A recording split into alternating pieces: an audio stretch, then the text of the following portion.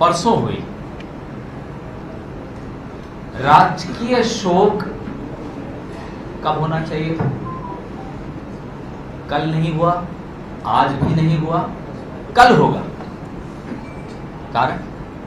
कारण ये कि माननीय नरेंद्र मोदी जी को कई इवेंट्स करने हैं, उन इवेंट्स में खलल नहीं होना चाहिए। आप शोकाकुल हैं, 2 दिन इंतजार कीजिए, आपके आंसू बह रहे हैं, पहुंच दीजिए, 2 दिन बाद भाईएगा। कल रात का जो नजारा हम सबने सोशल मीडिया में देखा कि अस्पताल सिविल हॉस्पिटल मोरबी पे नई टाइल्स लगाई जा रही है, रंग रोगन हो रहा है रात को। क्यों साहब? क्योंकि नरेंद्र मोदी जी को एक इवेंट करना है, आज तमाशा होना है। आज हेमंत जी दिखाइए वो फोटो। कल शोक व्यक्त करते हुए एक इवेंट में, कल ही दूसरा इवेंट शोक व्यक्त करते हुए, ये एक और इवेंट जिसमें शोक व्यक्त कर रहे हैं। अब आप बताइए, कोई व्यक्ति शोकाकुल होता है, कपड़े बदल बदल के शोक व्यक्त करता है। मोदी जी के तमाशे में कहीं 1 सेकंड भी कोई परिवर्तन नहीं आएगा।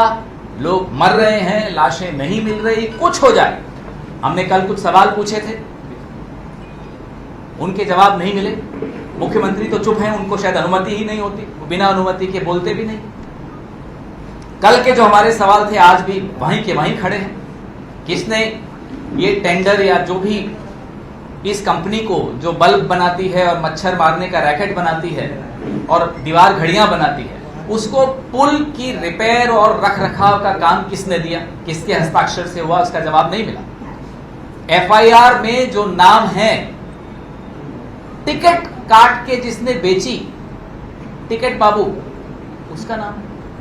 अब टिकट बाबू क्या खुद तय करेगा कि कितनी टिकटें बेचनी है, इस पुल पर कितने लोगों को जाने देना है? उसके ऊपर भी तो कोई होगा। क्या ये कंपनी का मालिक किसी महत्वपूर्ण भारतीय जनता पार्टी के मंत्री का रिश्तेदार है, इसलिए उसको बचाया जा रहा है? गांधीनगर में वो कौन है जिसने इस कंपनी को ये काम दिया? यह सवाल अभी का वैसा खड़ा है, कोई जवाब नहीं मिला। आज हम कुछ और सवाल पूछना चाहते हैं। हमने कल मुख्यमंत्री का इस्तीफा मांगा था, हम फिर से अपनी उस मांग को दोहराते हैं। हमारे आज के सवाल भी हैं, क्योंकि मोदी जी आज पहुंचने वाले हैं थोड़ी देर में। हम उम्मीद करते हैं कि इन सवालों का जवाब वो देंगे। कितने लोग लापता हैं? कल राहत कार्य शाम को 5 बजे क्यों रोक दिए गए और आज फिर से क्यों शुरू होंगे? कारण राजकीय शोक परसों हुई दुर्घटना का 3 दिन बाद क्यों? क्या इसलिए कि मोदी जी के तमाम कार्यक्रम, रिबन काटने के कार्यक्रम, सारे इवेंट्स खत्म हो जाएं, चुनाव घोषित होने वाला है, तब 1 दिन का राजकीय शोक हो जाएगा? सुप्रीम कोर्ट ने गुजरात सरकार को 10 दिन का समय दिया था एसआईटी बनाने का। हम पिछली 4 एसआईटीज के बारे में आपसे बताना चाहते हैं। सूरत का तक्षशिला कांड की एसआईटी, क्या हुआ उस एसआईटी का? बोटाद लट्ठा कांड की एसआईटी का क्या हुआ? पेपर लीक कांड पे एसआईटी बनी थी, उसका क्या हुआ? और सचिन जीआईडीसी जहां गैस लीक हुई थी, उस एसआईटी का क्या हुआ? एक ड्राइवर को आपने गिरफ्तार कर लिया, जैसे यहां टिकट बेचने वाले बाबू को गिरफ्तार किया, उसमें आपने गैस लीक में एक ड्राइवर को गिरफ्तार कर लिया। ड्राइवर ने खुद तय किया था कि ये गैस लेकर जानी है। तो आपकी एसआईटीज पर गुजरात की जनता को भरोसा नहीं है। हमारी ये मांग है और स्पष्ट मांग है कि जो एसआईटी इसमें बनाई जा रही है, उस एसआईटी को बनाने से पहले लीडर ऑफ ऑपोजिशन से सलाह करके 3 अफसर जो हमारे लीडर ऑफ ऑपोजिशन कहेंगे वो अफसर होने चाहिए, और बाकी अफसर जो आप चाहते हैं वो रखिए, ताकि एक न्याय संगत एसआईटी हो जिस पर लोग भरोसा कर सके। नहीं तो आपकी एसआईटीज का इतिहास तो मैंने आपके सामने खोल के रख दिया। सिर्फ लीपापोती के लिए एसआईटी बनाने की कोई आवश्यकता नहीं। क्योंकि जनता को आपकी सरकार, आपके मुख्यमंत्री, आपकी प्रक्रियाओं पर कोई विश्वास नहीं रह गया।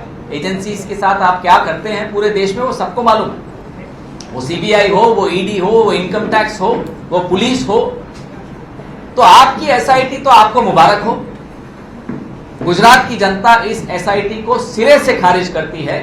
जब तक ये एसआईटी विपक्ष के नेता की सलाह के बगैर बनेगी, उस एसआईटी का कोई औचित्य नहीं रह जाता। आप लोगों के सवाल, और मैं उम्मीद करता हूं कि जो सवाल हमने मोदी जी से आज पूछे हैं और जो कल पूछे थे, उनके जवाब आप हासिल कर पाएंगे। मेरे को